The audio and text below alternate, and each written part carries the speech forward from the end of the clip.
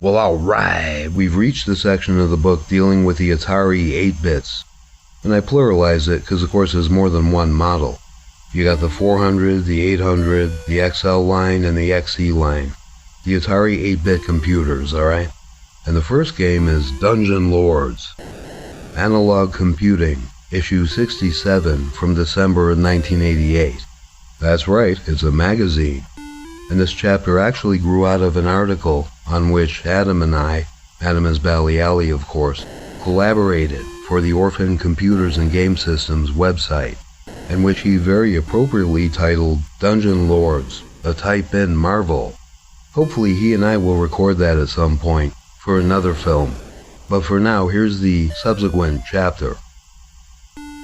This is a rarity among the countless type-in programs that appeared in magazines from the 1970s through the 90s for various 8-bit computers, as it's an immensely fun game without any glitches. My guess is that programmer Brian Bradley said to himself, Tutankham is a great game in some ways, but it would be even better if you could fire in 4 directions instead of only 2, and it were not unreasonably difficult. That had always been my assessment as well, so I was delighted to have stumbled upon his clone. The levels aren't as big as in the aforementioned 82 Konami and Stern arcade game, but the character movement and scrolling maze are extremely fluid. The best kind of imitative game is one that's more fun than the original.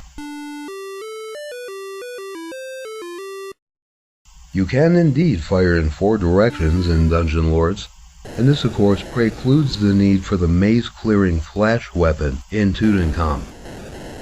Your objective is to grab all present keys, which unlock the door or doors blocking your northeastward exit to the next level. You can optionally grab some or all of the dollar signs that are scattered throughout each maze. The exit from every 4th level is replaced with a prisoner, who must be rescued before you can leave, back through the northwestern entrance now. Presumably because they're giant keys, you can only carry one at a time, and they serve to obstruct you, if you already have one, as well as the assorted ducks, snakes, and baby elephants. Well, that's what they look like to me.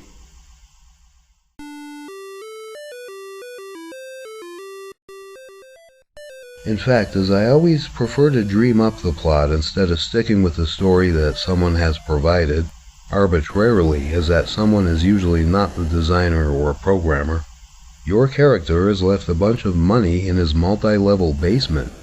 The weird pests have long been neglected, and they have not only reproduced in ridiculous numbers, but evolved to the point at which they've learned how to build teleportation booths. So what do we learn from this? Don't leave your money and keys scattered recklessly around a large underground area. That's just asking for trouble in Gameland. At least there's surprisingly good lighting, and you have brought some kind of magical unlimited ammo gun down here with you. It can be fired with remarkable rapidity, and the game's sheer playability largely depends on this. Bradley was conscious of getting some additional significant control details right. Many programmers fail to realize or become too rushed to address the fact that even maze games, and others that involve only 4 directions of player movement, should contain the recognition of diagonals, making unbroken transitions between cardinal directions possible. The player should not have to hurriedly center the controller between right angles. If transitions are acknowledged in the code, he can change direction even if he attempts a turn before actually reaching it. By way of handy example, Arcade Pac-Man allows for this. DungeonLords does as well, and it's a good thing because it takes full advantage of the high speed afforded by machine language. It's also the kind of game in which you can move and fire in different directions, or fire without moving, as long as you're holding down the button. The superb control is one of the most instantly noticeable strengths of this well-balanced game. Astonishingly, the random element is here as well. Each level's layout and placement of keys and dollar signs, literal signs, they even light up until you darken them with greed, is different in every game. That's some serious programming. When you play for the first time, bear in mind that whereas the initial sequence of mazes doesn't impose much difficulty, the second entails a very steep increase in bad guy traffic. I wonder if Bradley went on to work at a software company. Depending on which one it was, it may have represented a step down regarding the amount of time that he could spend on getting the details right. I wasn't able to find any information about him or other games he might have written. Granted, this game has a curious title. The creatures don't seem to be lording over any dungeons. I, however, am the basement monarch.